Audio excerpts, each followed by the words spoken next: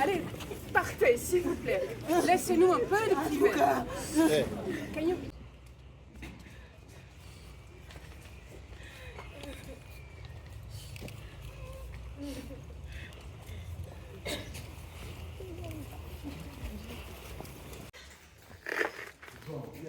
Après le départ de l'ambulance qui est venue récupérer les corps sans vie de Madame Karim, le porte-parole du mouvement F-123, Laurence Kanyuka, a donné un rapport avec un bilan complet sur tous les dégâts causés par ces attaques.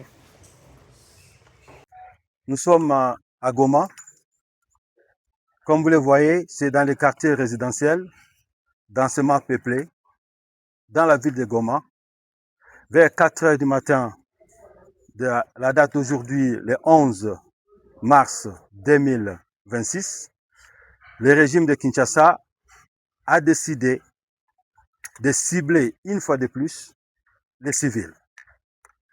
Nous l'avons dit à plusieurs reprises que Kinshasa a bafoué le cessez-le-feu, il a piétiné le cessez-le-feu et nous a imposé une guerre, ciblant, prenant pour cible des civils. Et aujourd'hui, ce sont les Nations Unies et l'Union européenne qui sont la cible de Kinshasa.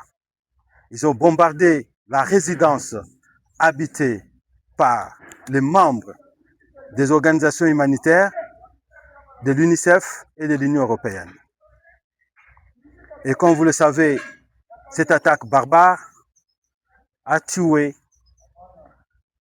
une dame, une Française, une personne qui travaillait pour l'UNICEF, qui aide les enfants, qui travaille pour les Nations Unies. Eh bien, Kinshasa a décidé d'ôter sa vie aujourd'hui en larguant des bombes par drone dans cette résidence habitée par les membres des Nations Unies et de l'Union européenne. Donc, vous pouvez prendre des images, la preuve est là, et vous voyez comment est-ce que les civils sont tués chaque jour. Et nous ne cessons jamais de le dire chaque jour que Kinshasa viole le cessez-le-feu. Et depuis qu'on a quitté Uvira, il a installé son quartier général à Uvira où il coordonne toutes les attaques par bombe. Donc, nous disons aujourd'hui ce que Kinshasa est en train de faire. La preuve en est là. Et nous prenons à témoin les Nations Unies, la communauté internationale, l'Union européenne, l'Union africaine, de ce que Kinshasa continue de faire aux paisibles citoyens. Et ici, nous sommes à Goma, une zone densément peuplée, urbaine, loin des lignes de front. Mais Kinshasa a décidé de cibler les civils.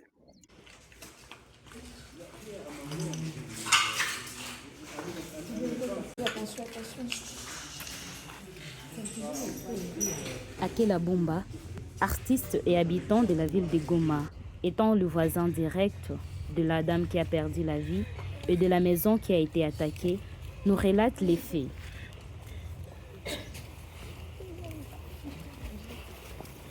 Tout comme voisin, face cogné événement, c'était vers 4 heures comme ça. Notre résidence, il y a M. Pascal, Grand Lac Motor. Nyumba yenye iligusiwa ilikuwa inhabite na Nations Unies. Malheureusement, kuko mtu mmoja mwenye alianguka ni madame mwenye anatumikaka kwa UNICEF. Vers 4 heures comme ça, kulikuwa tulisikia explosion ya kwanza kali angukia mulaki, kali angukia wapi atuyue. Mais ya pili jenye iligusa hapa juu na pale kwa espace yetu wa artiste manjanja iliruka. Naona manjanja hayo iliruka na mpepeo. Hakuna mtu mwenye alilumia hapa.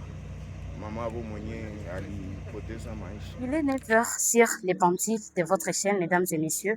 Nous sommes toujours à l'endroit où s'est passé l'incident. Nous sommes toujours à la résidence qui a été attaquée par les drones depuis 4 heures du matin, la matinée de ce mercredi 11 mars 2026.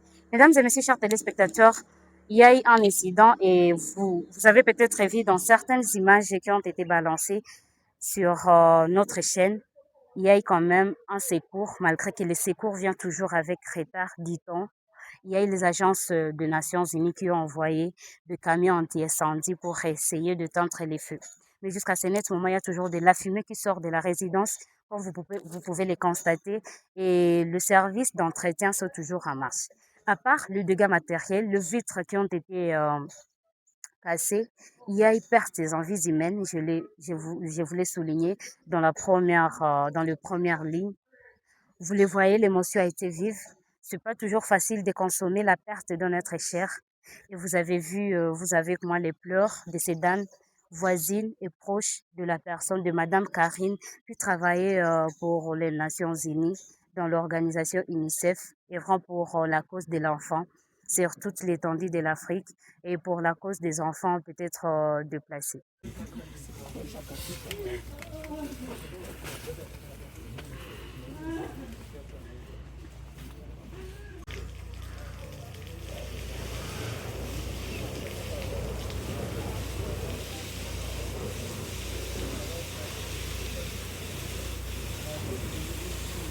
Ils essaient de sauver la situation avec leurs moyens de bord. Des tuyaux qui sont longés à partir de leur piscine. Un moyen pour eux d'essayer d'éteindre le feu qui est en train de sortir du toit de la maison.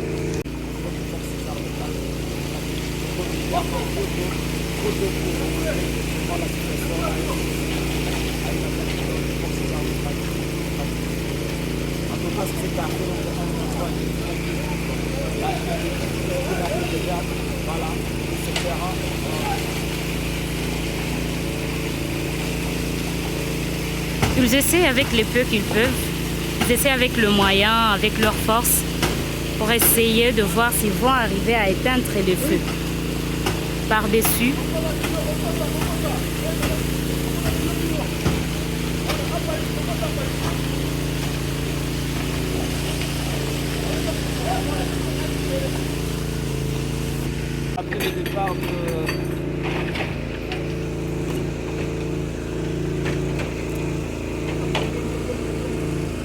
après le départ de sapeurs-pompiers de la Monisco, l'incendie s'est poursuivi de la maison.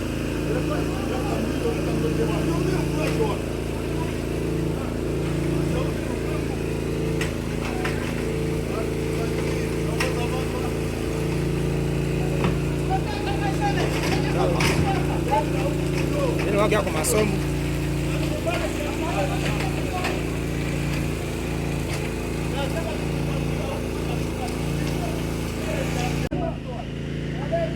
tous les moyens sont en train d'être mis ensemble pour essayer d'atténuer la continuation de la flamme ou du feu qui est en train de sortir sous le toit. Vous voyez, vous et moi, il y a déjà quelqu'un au-dessus du toit qui essaie de démolir le toit de la maison pour peut-être essayer de localiser la position, soit le point qui produit encore le feu à partir de la maison.